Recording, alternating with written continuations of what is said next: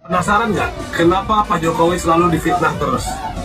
Simpelnya, karena prestasi Pak Jokowi adalah ancaman untuk mereka yang ingin berkuasa. Data nunjukin bahwa kepuasan dan kecintaan rakyat terhadap Pak Jokowi tinggi banget. Jadi, cara memutus cinta rakyat terhadap Pak Jokowi adalah dengan membuat kamu ragu. Mereka nggak bisa jualan prestasi, makanya mereka jualannya benci. Jadi, tolong dipikir lagi ya. Assalamualaikum warahmatullahi wabarakatuh. Jumpa lagi dengan Mukhtar Official. Kali ini kita akan reaction video-video terbaru masih di polemik ijazah Bapak Jokowi yang jelas keasliannya guys ya. Benar kata abang ini, sebut saja namanya Abang Jago, bahwa Bapak Jokowi semakin berprestasi semakin banyak yang menghujat dan memfitnah ya guys ya. Tentunya semakin dihujat Bapak Jokowi, yang jelas rakyat semakin cinta dan Bapak Jokowi ada di hati ya guys ya. Karena prestasi Bapak Jokowi ini jadi batu sandungannya bagi mereka yang haus kekuasaan ya guys ya. Tentunya Roy Panci ini hanya sebagai pion untuk memuluskan mereka yang haus kekuasaan untuk menyingkirkan dan menjatuhkan reputasi Bapak Jokowi guys ya. Oke, biar tidak gagal paham, kita lanjut video berikut ini dan kita tonton sampai selesai guys ya. Ketika pengacara Egy Sujana melihat apa yang ditunjukkan oleh Polda Metro Jaya, dia langsung percaya mengatakan ijazah Pak Jokowi sah. Pengacaranya kan? Kenapa pendukung Pak Egy Sujana ketika melihat ijazah Pak Jokowi mengundurkan diri dari tim Egy Sujana? Emang dia digaji sama siapa? Enggak, bukan bicara Pak Jokowi. Ini kita bicara hukum administrasi, harus jelas dulu nih. Dia digaji oleh siapa? Jangan bicara digaji. Tidak ada hukum yang meminta bahwa ijazah seseorang wajib diperlihatkan. Saya sudah tantang beberapa pengacara mereka, tidak pernah melibatkan. Hukum pasal berapa? Jangan bicara dokumen, Pak kita bicara Jokowi hukum. itu sebagai pejabat negara. Kakak, saya anak hukum. Saya bisa. bicara hukum. Nggak bisa, karena itu Kira-kira sudah dibahas. undang-undang Udah pasal dibahas. berapa? Kalau dari Kakak Fri sendiri memandang RJ itu kayak gimana Bang Kakak Fri? Begini, saya tuh heran dengan para pendukung Roy Suryo. Kenapa? Tunggu dulu. Kok aku lihat tadi di TV muka begini kayak mirip kaos.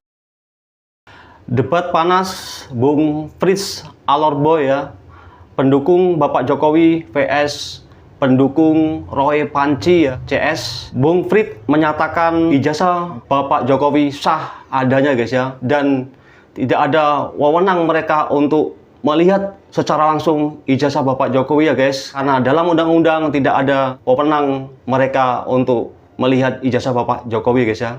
Ganteng, mirip dengan Pak Ngejo. Oh, memang kita teman sekarang. Sudah teman. Kita sama-sama sudah berteman. Teman dalam artian memperjuangkan kebenaran ijazah Pak Jokowi sah ada dan sah resmi ada. Jadi saya mau bilang begini abang, di dalam hukum kalau seseorang sudah bicara tentang restoratif justice, artinya pemulihan keadaan yang dulunya rusak. Pernah bentur, yes.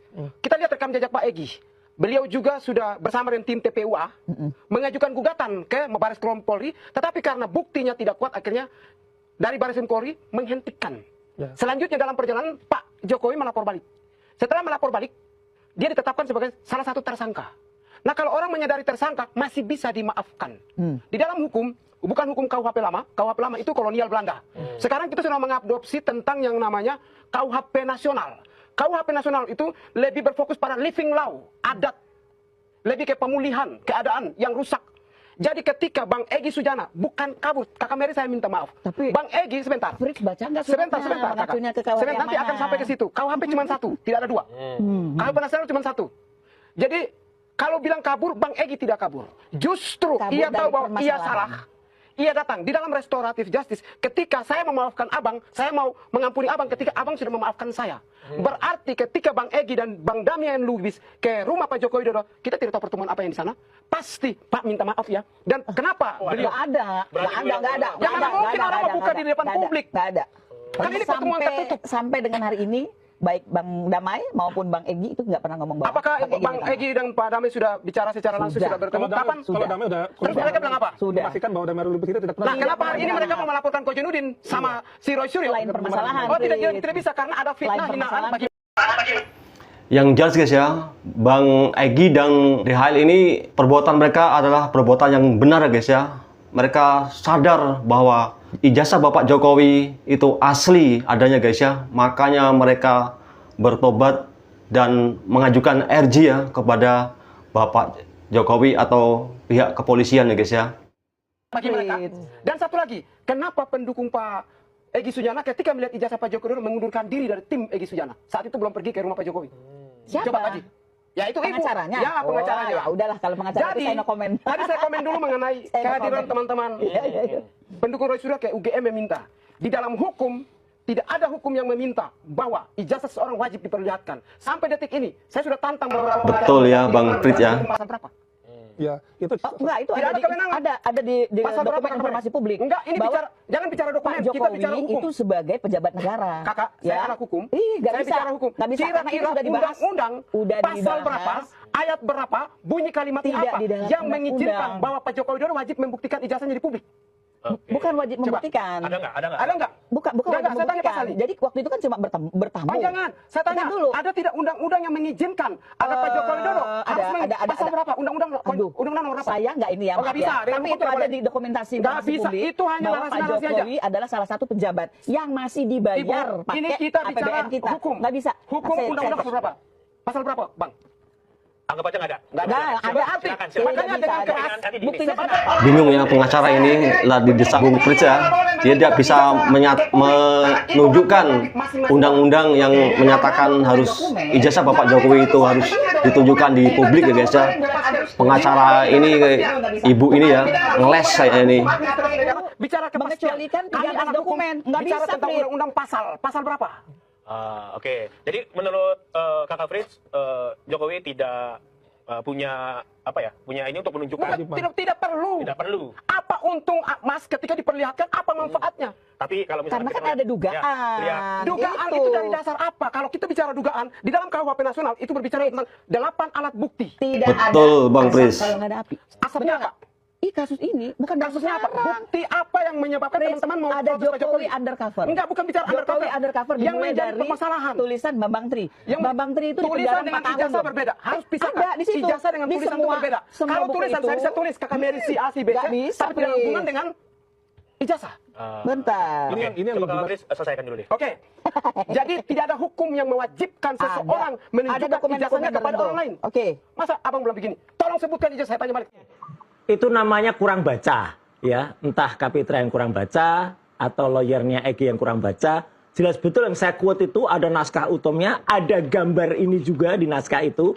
Judulnya adalah Kisah Dua Tuyul Menemui Jin Ifrit, Orkestrasi SP3 Polisi dan Kotak Pandora Jokowi. Kalimat pertamanya apa? Egy Sujana dalam satu pernyataan terkait pertemuannya dengan Jokowi menyebut beranalogi ya seperti Nabi Musa bla bla bla bla bla bla.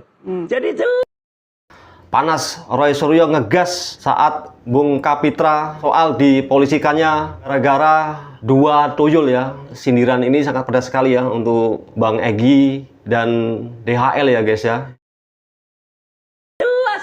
ada kalimatnya. Saya bahkan tidak membaca secara utuh.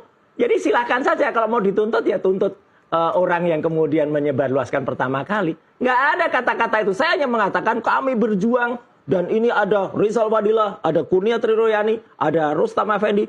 Kami tetap satu perahu yang sama. Dan ketika ada 2 tuyul melarikan diri, itu katamu coba didengarkan lagi. Jangan-jangan tape-nya rusak itu ya, yang untuk memutar itu juga muncul kata-kata saya mengucapkan Egy. Nggak ada. Ya, udah buktikan aja dan dari kata itu. Nanti gini aja, Roy. Muncul. Iya. Ayo buktikan aja. Nanti buktikan aja. Iya, buktikan aja udah ada. Makanya. Iya. Jangan bikin Anda jangan melebarkan jangan bikin ada-ada. Ini buktikan tuh ayo atau enggak. Saya tahu itu sebenarnya kuasa hukum dia itu yang sewot banget ketika saya bongkar nih loh. BPKB-nya mobilnya VW merah itu yang ada di Malaysia itu saya bongkar kan. Ada itu, Waktu itu iya. Ini kan waktu itu marah si kuasa hukumnya itu. Jelas. Bentar. Ini Mas Roy itu tadi bukti foto itu yang dikirimin oleh Egy. Ya, langsung Egy langsung ke saya. ke Anda. Ke saya. Jadi karena bilang ke saya kan saya berhak untuk, apalagi saya banyak ditanya dan dari dulu. Saya kira orang Indonesia nggak perlu tanya lagi lah. Semenjak tahun 90-an urusan penelitian foto video kayak gini mengerjaan saya. Pak Kapitra, valid nggak itu dikirim oleh klien Anda, Egy Sujana? Ada di sini buktinya. Ya. Jadi gini. Nggak bisa bohong lah kalau soal teknologi. Ini gimana? Kuasa Roy? hukumnya aja Mas bohong Roy, soal coba kita teknologi, dengarkan soal dulu jari yang apa kata Pak bus itu. Kapitra ya. Gitu loh. Sebentar, Mas Roy. Silakan. Anda kalau ngomong aja terus, Roy. Ya Silakan. nggak apa-apa. Ya udah, sebentar. Intinya si Roy Panci CS ini tidak memberi kesempatan kepada Bapak Kapitra ya untuk menjelaskan. Yang jelas tadinya si Bapak Egy, Bapak DHL dan si Roy Panci CS ini tadinya satu tim ya guys ya untuk memfitnah atau menjatuhkan Bapak Jokowi ya. Sekarang mereka saling bermusuhan dan saling melaporkan ya guys ya. Tentunya ini sangat menarik sekali guys ya. Ini mereka bercerai-berai sendiri sebelum ke pengadilan guys ya. Ini apa suatu karma ya. Yang jelas kemenangan bagi Bapak Jokowi ya. Si Panci ini sudah kalah atau si Bang Egy Sujana dan DHL ini sudah kalah sebelum ke pengadilan ya guys ya. Sebentar, ini saya kasih kesempatan buat Ya, Pak kita kasih Kapitra untuk kesempatan, silakan ngomong. menjelaskan. Silakan. Pak Kapitra mewakili Sebentar, Mas Egy Roy. atau mewakili DHL? Sebentar, Egy Sujana Saya ya. wakil Egy. Ya, sebentar Mas Saya Roy. pengacara Egy, Anda tahu kan? Supaya kita bisa mendengarkan Oke, penjelasan udah, para kita narasumber dengerin dia dengan lebih ngomong apa clear. dia. Silakan Pak Kapitra. Enggak, ya. Soal mobil itu bukan hal yang rahasia. Egy forward ke banyak orang, termasuk iya. ke saya. Pertama saya tanya sama Egy. Egy, Anda jangan salah salah sikap. Nah, saya pikir tadinya dia test drive. Anda test drive mobil, tiba di sini ramai. Egy bilang sama saya langsung, enggak bro, itu mobil saya. Dikirim BPKB-nya, terus yang alamatnya di Stabilo, di Tamin, dia bilang itu harga murah katanya. Saya beli tahun lalu. Dan itu juga tidak diproduksi lagi, karena produksi terakhirnya 2019. Jadi artinya gini, bukan karena Roy bicara soal mobil itu Egy tersinggung, Egy sakit hati, enggak. Karena itu emang dipublish sama Egy, ya. Foto-fotonya juga dipublish.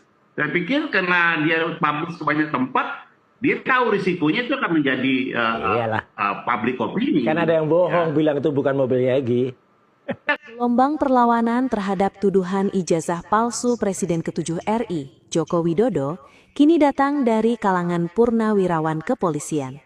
Brigjen Pol Purn Siswandi secara terbuka melayangkan kritik pedas sekaligus tantangan ekstrim kepada pakar telematika Roy Suryo, membuktikan klaimnya melalui sumpah pocong. Mantan Jenderal Bintang 1 ini menilai manuver Roy Suryo sudah melampaui batas kewajaran, mengingat tuduhan serius tersebut dilontarkan tanpa dasar empiris yang kuat. Siswandi meragukan kapasitas Roy Suryo dalam menilai keabsahan dokumen pendidikan sang mantan presiden. Menurutnya, mustahil bagi seseorang untuk memvonis sebuah dokumen sebagai barang palsu jika yang bersangkutan belum pernah melihat atau memegang fisik aslinya secara langsung. Ngelihat megangnya belum, kok sudah bilang palsu? Apa hebatnya dia? Ujar Siswandi. Roy Suryo dan kuasa hukumnya Ahmad Kozinudin. Alasannya, kuasa hukum Roy Suryo menyebut KUHP Solo dan dinilai tidak terima dengan keberhasilan Damai serta Egy Sujana memperoleh surat penghentian penyidikan perkara atau SP3 kasus ijazah Jokowi. Damai menuding Roy Suryo memfitnah dan mencemarkan nama baiknya. Tanggal 22 kemarin Kamis, itu akibat saya. Oke, dikit aja ya. Ada laporkan fitnah, penistaan, ujaran kebencian. Buntut ijazah palsu jadi musuh saling melaporkan. Dua tuyul melaporkan Roy Panci CS ke kepolisian ya atau ke pihak yang berwajib guys ya. Inilah contoh yang tadinya bersama satu tim untuk menjatuhkan Bapak Jokowi sekarang menjadi musuh bebuyutan ya guys ya. Tentunya saling menjatuhkan dan saling menghujat, amburadul pokoknya. Intinya mereka ini sudah pecah kongsi ya guys ya. Pasal undang-undang ITE Bang Egy saya nggak tahu. Bang Egy sama, tokohnya cuma plus Roy. Tapi terpisah ya.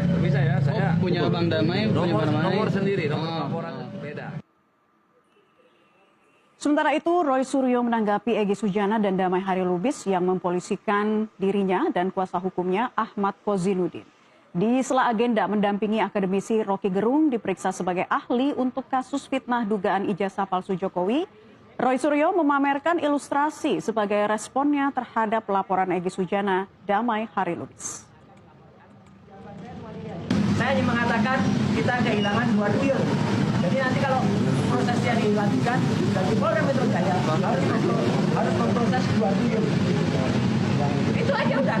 Jadi kalau triliun bisa dipidana, ya udah triliunnya aja dipidana. Tidak menyebut nama, saya ingin mengatakan 2 triliun. Jadi tulisan dari Pak Lukas itu ada 2 triliun menurut chip. Apa artinya? Tanyakan pada Indonesia. Ya, udah gitu aja. Jadi saya tanggapi dengan ketawa dan senyum saja. Lebih jelasnya kita akan langsung berdialog pemirsa dengan terlapor Roy Suryo yang sudah hadir di studio NTV Prime. Mas Roy, apa kabar? Kabar baik, mana Leah? Masih berenergi tentunya untuk terus tambah konsisten. energi ya kan? Tambah energi dari para tuyul itu. Nah, dan melalui sambungan Zoom kita juga sudah tersambung dengan kuasa hukum pelapor atas nama Egy Sujana, Bang Kapitra. Selamat sore, Pak Kapitra. Selamat sore, Assalamualaikum. Sore Pak Kapitra. Baik, terima kasih Sore, Roy. para narasumber sudah bergabung di kesempatan NTV Prime kali ini. Saya ingin ke Pak Kapitra terlebih dahulu ini ya. Kok ini kayaknya ngikutin kasus ijazah Jokowi ini kayak seperti kita mengikuti drama series ya, berepisode-episode gitu. Nah, ini sekarang gimana ya? Dulu kan teman seperjuangan, sekarang saling lapor. Nah, sebetulnya dasar pelaporan dari pihak ES itu seperti apa sih, Pak Kapitra? Ya, saya prihatin ya sebenarnya. Ini kan persahabatan ini harusnya konkret dan abadi ya. Meskipun ada perbedaan-perbedaan. Ini yang sekarang karena perbedaan itu memunculkan irisan-irisan yang mungkin saja itu sulit diselesaikan dalam dialog bilateral. Harusnya kan hal ini tidak boleh terjadi jika semua pihak ya termasuk Roy bisa lebih arif untuk menyikapi fenomena yang ada yang termasuk kunjungan Egy ke Damai Solo. Tapi karena ini kecintaan Egy kepada Egy dan Damai, bahwa mereka menginginkan perjuangan itu sama seperti kemarin, maka jadi luapan-luapan seperti itu. Ya, tapi Pak Kapitra kan ES dan DHL sendiri yang mengambil jalan masing-masing dan mengambil jalan sendiri begitu. Jalan itu kan caranya itu kan tentu berbeda dengan tujuan. Toh apapun ceritanya, tudingan-tudingan atau praduga-praduga itu kan harus dibuktikan oleh lembaga independen, lembaga yang netral. Apakah betul apa yang tudingkan Roy itu suatu yang absolut real gitu, atau hanya praduga? Itu kan harus dibuktikan oleh lembaga formil, katakanlah pengadilan ya. Nah, itu kan subjektivitas kan bisa saja berkembang di Republik ini, tapi kan belum tentu menjadikan kebenaran.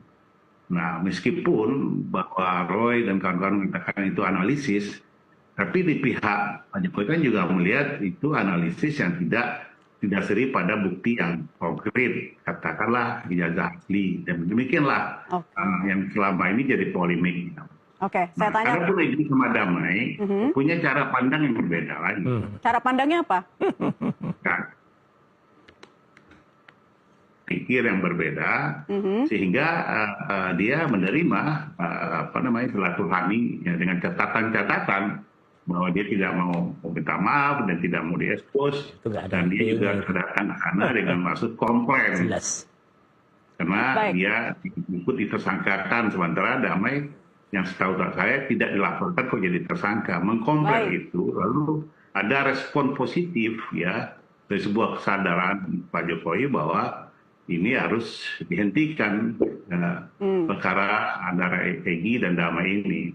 Jadilah Restoratif Justice dan sebagainya. Nah, ini yang masalahnya, ini yang masalah yang jadikan masalah besar oleh Roy, sehingga ada kata-kata yang menyinggung, mengiris Baik, jadi itu yang menjadi salah satu dasar laporan ya dari pihak ES dan juga DHL. Nah, saya ingin ke Mas Roy Suryo, disebut kurang berbesar hati atas jalan yang kemudian diambil oleh pihak ES dan DHL. Jadi seperti apa? Gini Manela, saya kira seluruh masyarakat Indonesia kalau disurvei ya, itu akan jelas ya, ketika ada satu perjuangan yang dulu dipimpin oleh Pak Egy Sujana, dan saya pun waktu itu, saya, Dr. Rismon, Dr. Tifa itu ditunjuk secara resmi dengan surat penunjukan selaku ahli waktu itu.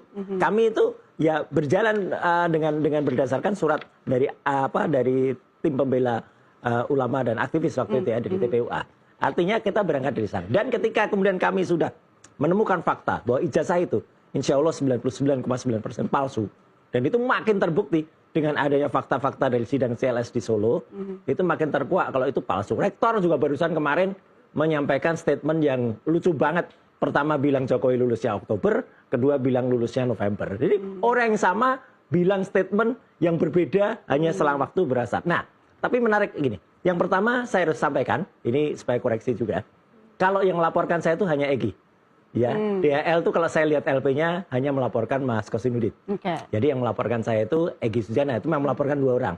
Melaporkan Mas Kosinudin dan melaporkan saya. Dan dilaporkan itu apa? Karena dituduh saya menggunakan kata yang mungkin nggak sesuai. Nah, padahal kata yang saya sebut ketika saya mendampingi para pejuang yang masih terus berjuang ya, ada Bu Kurnia, ada Pak Haris Alfadila, dan juga Mas Rostam waktu itu, kita masih terus berjuang pada satu kapal yang sama.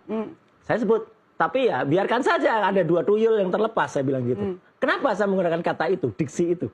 Sebenarnya diksi itu diciptakan atau dikemukakan oleh Pak Lukas Luarso. Nih, karikaturnya. Pak Lukas Luarso itu sampai membuat karikatur, dan ini sudah viral, sudah lebih dari seminggu yang lalu, ini ada di berbagai media. Nah, apa? Beliau itu, Pak Lukas itu sebenarnya justru menyelamatkan Pak Egy dan menyelamatkan Pak Damai Herlubis supaya tidak ada orang yang menuntut dengan penistaan agama. Karena Egy itu justru memberikan metafor kepada masyarakat, mereka itu berdua bagaikan Nabi Musa dan Nabi Harun, ya mengunjungi Fir'aun.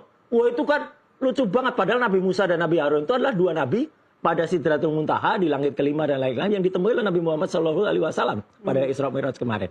Nah, supaya tidak ada orang yang kemudian mempolisikan Egy dan juga Membahas lebih dalam terkait pernyataan Jokowi, hak kasus ijazah harus sampai ke pengadilan. Kami telah terhubung dengan Firmanto Laksana, kuasa hukum Jokowi, dan juga Abdul Ghafur Sengaji, pengacara Roy Suryo CS. Selamat malam, Bapak-Bapak, Pak Firmanto dan Pak Sengaji. Selamat malam, Mbak. Selamat malam, Bang. Baik, saya ke Pak Firmanto terlebih dahulu. Ya. Pak Jokowi ini kan menyebut kasus ijazah harus sampai ke pengadilan. Itu artinya Pak Jokowi sudah siap adu bukti di pengadilan? Ya, terima kasih, selamat malam pemirsa. Jadi tentu kan kita sudah menyampaikan aduan ya, kemudian menjadi laporan dengan berbagai bukti-bukti yang kita sampaikan. Di mana pada saat di Januari sampai dengan April sebelum kita buat aduan itu, di akhir April kita membuat aduan dan laporan itu, maka kita sudah memberikan bukti-bukti.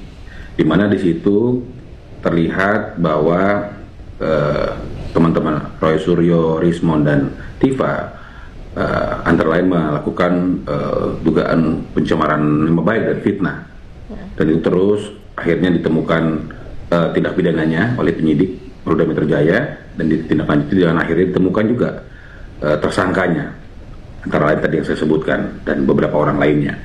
Kemudian saat ini sudah tahap 1, sudah dilimpahkan ke kejaksaan, sedang melakukan pemeriksaan berkas, dan tinggal kita tunggu nih apakah sudah lengkap dan akhirnya tahap 2 atau memang masih ada yang perlu dilengkapi sehingga masih ada P19 yang kemudian nanti dilengkapi dan kemudian dilimpahkan lagi, demikian. Dan oleh karena itu tentu kita sudah sangat clear dan juga kita sudah sampaikan juga bahwa ini merupakan dugaan fitnah dan pencemaran nama baik. Dan oleh karena itu tentu penyidik pun sudah pada saat pasca gelar khusus juga menyampaikan. Berarti jelas guys ya, bahwa keseriusan timnya Bapak Jokowi untuk membawa kasus pencemaran nama baik dan tuduhan ijazah palsu kepada Bapak Jokowi itu adalah hal yang serius ya guys ya. Ini tidak main-main Bapak Jokowi, karena si gerombolan teroris Panji CS ini sudah keterlaluan ya guys ya. Sudah diingatkan berapa kali tidak menggubris ya, tetap lanjut menfitnah Bapak Jokowi dan menjelek-jelekkan guys ya. Intinya menjatuhkan reputasi Bapak Jokowi sekeluarga ya guys ya. Walaupun mereka meminta gelar khusus, ada penambahan saksi fakta dan saksi ahli, tidak mengubah proses atau status tersangkanya. Sehingga kami dalam hal ini mendorong Polri dalam hal ini yang sudah sangat transparan dan akuntabel meneruskan proses ini sehingga dapat dilakukan faktanya seperti apa di persidangan. Baik. Dan seperti itu sementara. Baik. Rasulullah sudah kena kisi-kisinya. Saya minta ya, saya minta ya.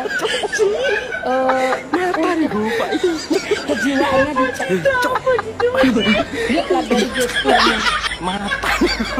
Dia menyampaikan dengan cara matanya sudah seperti Itulah guys ya pernyataan dari Ibu Elinda Neti, pengacara Bapak Egy Sujana ya, bahwa Ray Suryo ini sudah kena ya, sarafnya harus diperiksakan ke dokter kejiwaan kayaknya ya guys ya. Ini sangat ngeri sekali guys ya pernyataan dari Ibu Elinda ini, bahwa intinya Roy Panji ini sudah gemblung. apa ya?